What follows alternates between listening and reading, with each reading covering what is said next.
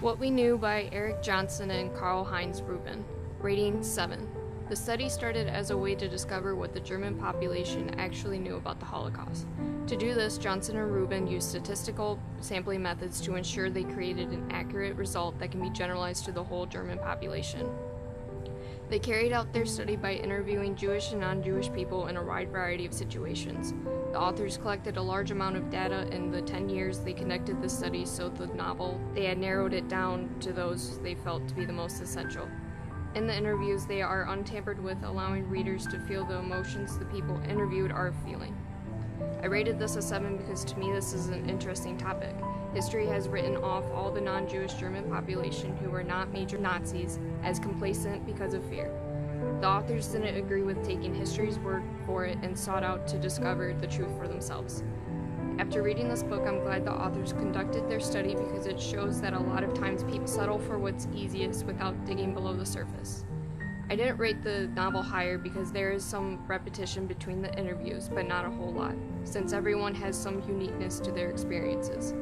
Another reason is because I know that the majority of people, especially those my age, are completely uninterested in World War II and history in general. So if you are one of those people, this book is not for you. The biggest external conflict would be the Jewish people versus the Nazis.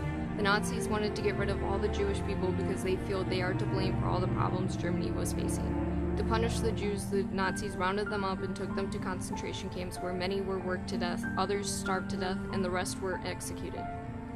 The internal conflict occurred within the Jewish people themselves. Many of them didn't believe the rumors of what was happening to the Jews because to them they were Germans who just happened to be Jewish.